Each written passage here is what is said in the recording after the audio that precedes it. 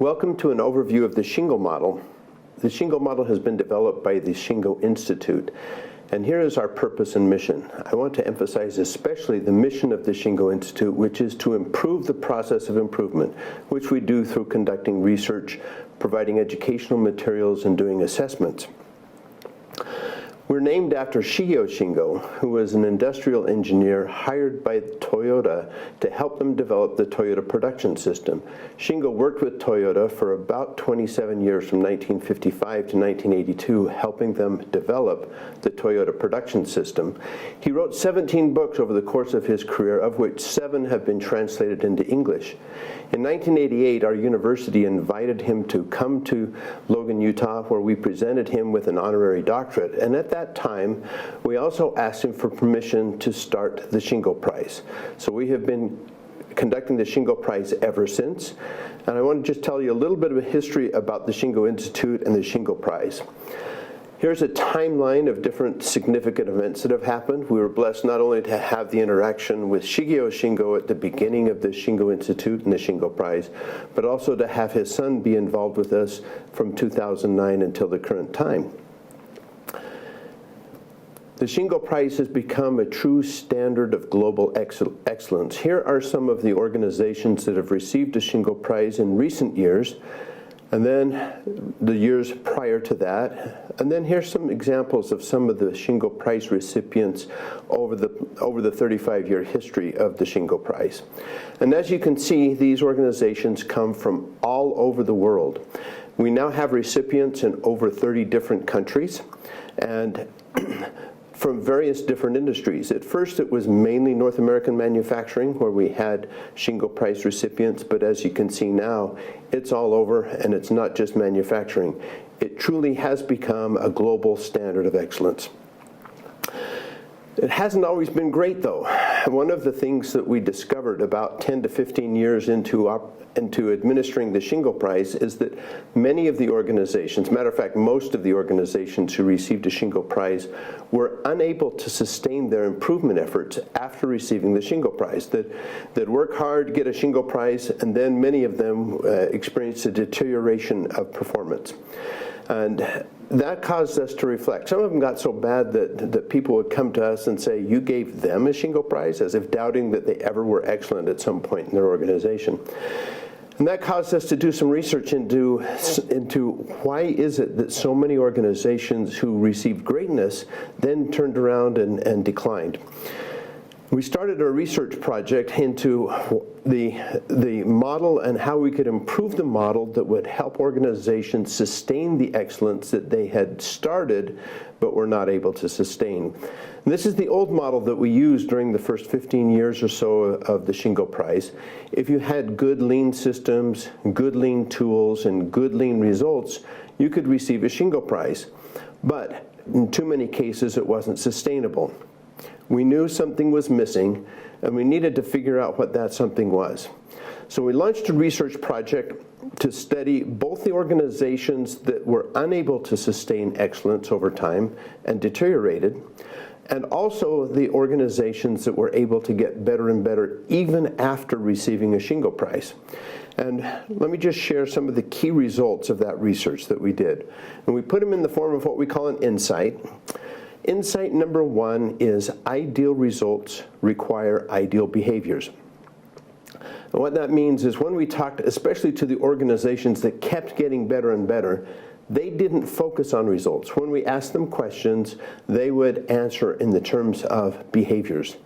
And they measured behaviors. Let me just cite one example that we recorded during our history, and that is a manufacturing organization. We talked to them about their safety record and why they were able to go so many years in a row without anybody in their manufacturing plant being hurt or missing time due to being hurt on the job.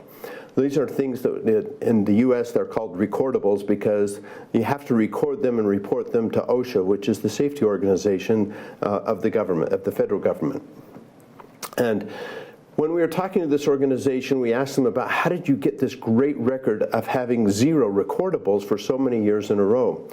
And their response to us was significant. They said, well, yeah, we track recordables because we have to track them and report them, but that's not what we focus on. we focus on how many people see a safety problem and report it. How quickly do we address that safety problem and implement an action to be able to prevent that safety problem from ever getting to the point where somebody could be hurt on the job. So we measure the reporting of the safety issue, the action taken to implement it, and then our follow-up to make sure that it actually prevents that safety issue from ever harming anybody. So they had 3 different measures that they were tracking, all of them behaviors. Those are what we refer to as the ideal behaviors, and if we track those ideal behaviors, then we can get the ideal results. In this case, the ideal result of having nobody hurt on the job.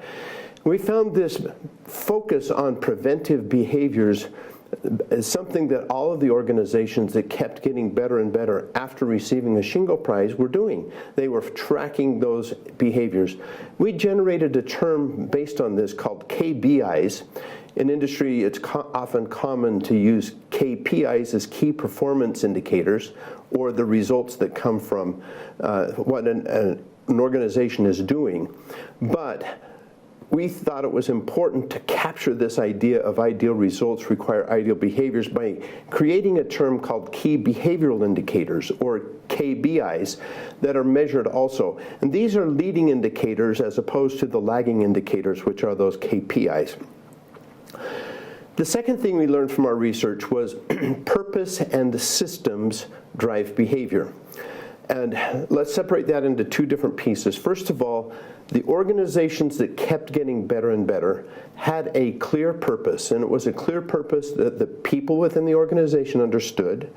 Not only did they understand it, it was something that they found that they could unify around, that they could use it as kind of a filter on their improvement activities, and also it was kind of a rallying cry, something that they love to come to work each day to work on, is to help this organization accomplish this great purpose that they have in the organization.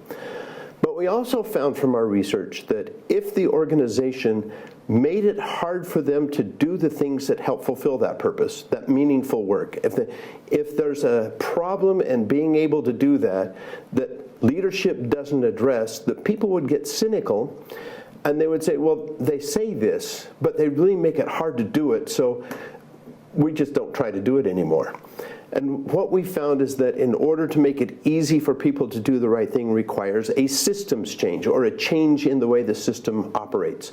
And so we combined those 2 principles together, those 2 ideas together, to purpose and systems drive behaviors. So purpose is really what we talked about a minute ago. They have this overall arching purpose that inspires people to come to work. But the organization makes it easy. As Deming said, a bad system will beat a good person every time. And to us, a good system is a system that makes it easy for people to do the right thing and makes it hard for people to do the wrong thing. One other thing we found from our research is that all good systems have certain elements and components that need to be part of the system in order for the system to function properly. We've done a lot of research into this as well. And we, first of all, want to categorize the systems so we understand the differences in functions between the different systems. Of course, at the center of all we do is a work system. That's where we're creating value for our customers and for the rest of the people that are involved with an organization or with a value stream. But there's also leadership systems, things like budgeting and strategy deployment and things like that. And then there's improvement systems. These are things that make the other systems better. These are idea generation system and a safety system and a training system, things like that that help support the work but are not necessarily part of the work. So 3 essential systems. And then in each system, there is a component aspect, things that need to be in each of the system. First of all, the system has to have a clear aim, using Deming's term once again, or a purpose to the system. How does that system fit into the greater overall purpose is an important part of addressing that aim. It needs to aim towards the greater purpose of the organization. There needs to be a leader of the system. There needs to be a set of tools that are all in place to make sure the system is functioning properly. And there need to be some KPIs. What are you trying to accomplish with this? And what are the behaviors, those KBIs, the key behavioral indicators, that help you drive those results? We find that if systems are structured properly, they can be changed to make it easier and easier for people to do the right things. And also things can be implemented, particularly in the tool side of the system, that makes it hard for people to do the wrong thing, those safety precautions or preventative measures that you have. So the 5 required tools are standard work, reports, feedback, schedule, and improvement log. Schedule in this case, we mean a cadence. Feedback means there's feedback to make sure the system is actually working. Reports are to make, is it accomplishing the aim? Standard work is standard work. And an improvement log is as you make changes to the system, keep track of those just as you would keep track of any improvement in any of your standard work. Insight number 3 from our research: principles inform ideal behavior. In talking to the organizations that kept getting better and better, even after receiving a Shingo Prize, what we found is that they can't always articulate the reasons why they did the things they did. And it was interesting because we started collecting all of these reasons, and we found a number of patterns in there. And we thought, boy, if we could just distill these patterns into something that helps people to understand the why behind what these organizations are doing, then we could give them that why up front and help them understand how they can improve their process of improvement. And we borrowed a lot from Covey and developed the idea of a principle. And what is a principle? First of all, a principle is universal, meaning it's true everywhere. It's true in China, it's true in Europe, it's true in America, it's true in Japan. It is timeless, meaning it was true 2,000 years ago, it will be true 2,000 years from now. It is evident, meaning as if you test whether or not this principle is true or not, you can test it and find out that you are better following the principle and you are not better if you don't follow the principle. There's also consequences associated with following the principle or not. And you can choose to not follow it, but there's always the consequences you have to deal with if you don't.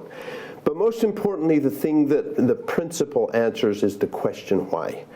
And that's what we were able to distill. We felt it was important to emphasize the behavioral aspect of this, and so in crafting the principles, we chose a topic or a noun, if you will, but we also chose a behavior to help drive that particular topic. So there's an action verb combined with a noun in all of the principles that we articulated. This is our new model that we published in 2008, and it's been growing and being adopted worldwide since then. We added 2 additional components. As you can see, there's the original 3 that were in our old model, the systems, tools, and results, but we added 2 additional components to our model. The behavioral aspect, which we call culture, and to us, culture is the sum of all the behaviors in the organization. Don't point to something on the wall and say, that's what we believe. Let us see what you believe, truly believe, by the actions that you take within the organization. So to us, the culture is the behavior. And there's also the guiding principles. Is the organization trying to follow those guiding principles in what they do in their improvement efforts? We find it's helpful for people to look at the guiding principles through different lenses or different dimensions or categories. We choose the word dimensions because it's easy to look at the principles that tie to people, the principles that tie to process, and the principles that tie to purpose. And let's look at those principles in some specificity. Our cultural enablers principles are respect every individual and lead with humility.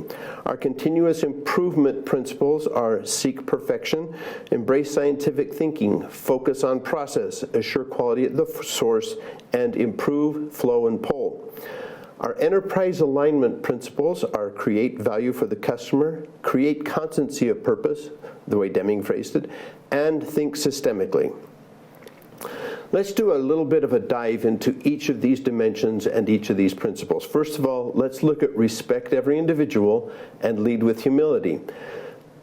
Supporting concepts that support this is first and foremost safety. If people don't feel safe in the work environment, they will not be engaged in a behavioral way towards helping the organization get better. All they're going to worry about is, how do I get it into a safe place, which often means leaving the organization. This is also about the training and empowering and involving engagement of employees, turning the organization into a learning organization through training them and sharing knowledge across the organization. These are all key elements. This also encompasses the idea system, which also is important in the improvement side of things, but also in how do you get people engaged in that improvement process. Get everybody who coming to work thinking about, how can we do this better? How can we make the organization better? And if they are all engaged, you have a lot more thought power going for the organization, and you have a lot better engagement among the people. The continuous improvement principles: seek perfection, embrace scientific thinking, focus on process, assure quality at the source, and improve flow and pull. Stabilize processes. What we find most of all when we look at organizations is that there are aspects of their organization that are unstable. Largely or often, that's because they haven't developed standard work for certain parts of what they do. One gets a grasp of learning what the problems are in the organization or what the opportunities are by going to the workplace, whatever. In manufacturing, that means the shop floor, but outside of manufacturing, it's where the work is being done. So in a hospital, it is where the care is being given to the patient. Focusing on what is the work and how can we provide more value in that work, that helps keep things clear and allows the opportunity to identify actions that are not necessary, or what we call waste typically, and also ways we can improve it. Assuring quality at the source means when the work is done, that it is inspected by the person who knows the work the best, which is usually the team member who performs the work, checks themselves and makes sure they've done it correctly before they move on to the next process, or before, if it's in a manufacturing, before the product moves on to the next process. These are all principles that work together to drive improvement in an organization. Now, we think that being involved in the work of the organization is important for everybody to be involved in, and we adopt the teachings of Shingo Academy member Masaki Imai, of everybody, everywhere, every day, or every time, if you will, all the time, all the people, all the places within an organization, all the functions in an organization. This is not something that is just for the shop floor in a manufacturing. It has to be part of everybody being involved in the improvement process. It's not just a function of what the nurses do. It has to involve the doctors. It has to involve the administrative staff. It has to involve the pharmacy, and so on if it's in a hospital. It's everybody, everywhere, every day. If you do an improvement, that doesn't mean you're done doing your improvements. That just means on to the next improvement. If we've accomplished something, we've improved this now, what do we tackle next? So it doesn't end. That's this continuous improvement, that we're continuing to make improvements no matter what, and as we get better and better, we can drive that improvement. So this is the definition that we use for Kaizen, or for improvement. The three principles in enterprise alignment, I'm going to start from the bottom up in this case. Think systemically, create constancy of purpose, and create value for the customer. Think systemically is not think systematically, although thinking systematically is usually a good thing. That's not the key principle we're trying to emphasize here. What we want, when we talk about thinking systemically, what we mean is thinking about the whole. If you're going to make an improvement, how does it impact the whole? Too often we see organizations or people making improvement in organizations that improves their local job, but doesn't impact the whole, or in some cases makes the whole worse. Let me give an example of that. Let's just say you're working on a car and you have an idea on how to improve the engine so the performance of the engine will make the car go faster. Well, is that a good thing? Typically it isn't, unless you also improve the suspension and the brakes. So if you're going too fast and you exceed the capability of the brakes or the ability of the car to go around a corner, then what you have created by improving the engine is a safety hazard. And we see those kinds of mistakes being made by lots of people, and even in the best organizations around the world. What we need is focus on how can each local team member, how can each person in all the support organizations, how can we improve the overall whole, get us closer to that purpose? So thinking systemically is closely tied to the idea of create constancy of purpose. How do you, because that helps focus on the whole. The whole has this purpose that the organization is working towards. How can we make improvements to get to that whole? Of course, when we say create value for the customer, we are talking about not just the customer that might be paying now, but we're talking about future customers. We're talking about shareholders because they're a different kind of customer. We're talking about the members of the team because they are also a different kind of customer. Everybody has to benefit from the value created by the organization. And so when we say create value for the customer, what we really mean is create value for all of the stakeholders that are dependent upon the organization. So, with that, let me give an example of one of the best organizations we've seen in the world when it comes to this whole idea of enterprise alignment. It's a company called Autoliv. It's Swedish-based.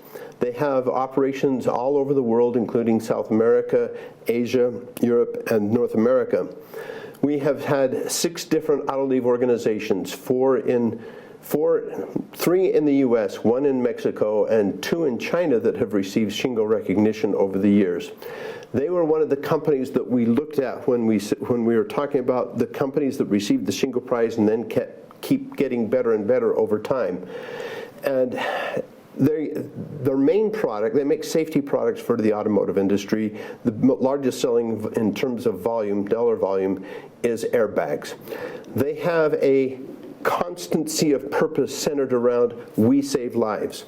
And one of the impressive things, I've visited a number of different Autoliv facilities around the world, and one of the things I am constantly amazed at is when you ask people within Autoliv whether or not, have you made an improvement lately and how does that tie to your purpose, I never have to ask that second question.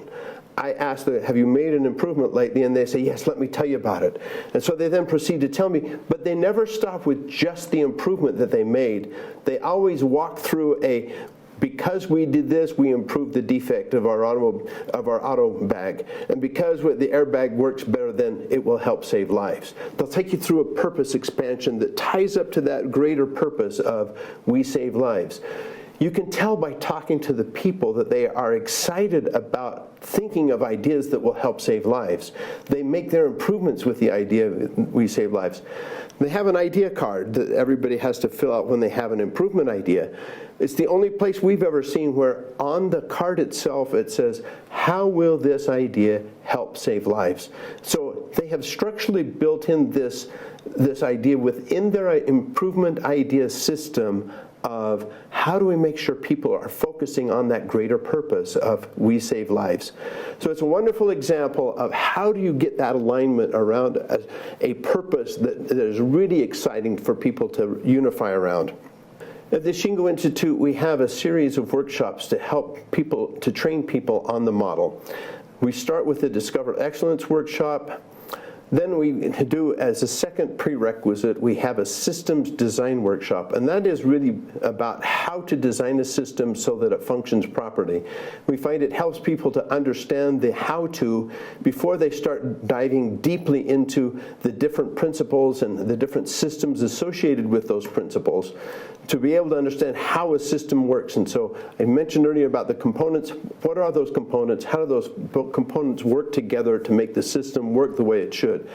And then we have the depth workshops, which go into each of those 3 different dimensions of principles. And for example, in the Cultural Enablers workshop, we tackle things like a safety system and a recognition system, a training system. Those are the kinds of systems that help drive the kind of culture that you want in your organization. And then in the continuous improvement workshop, we'll go into things like the idea generation system and how do you implement it, and what are the things you can do to help make sure everybody this is your PDCA or your problem-solving system, and so on. So each of those depth workshops allows the opportunity to go into the systems that are associated with that and do a deep dive into how can we drive ideal behaviors. We have Shingo licensed affiliates around the world. Many of them are in Europe, some of them in the United States, and some in other parts of the world. These are our partners that teach our workshops. and they are certified by us. And we encourage you to contact them. A full list of these are available on our website. And I'd just like to close by leaving you with a thought from Shigeo Shingo. This is one of my favorite. If today is going to be any different from yesterday, we must blaze new trails every day. And I encourage each of you to challenge and blaze new trails every day. Thank you.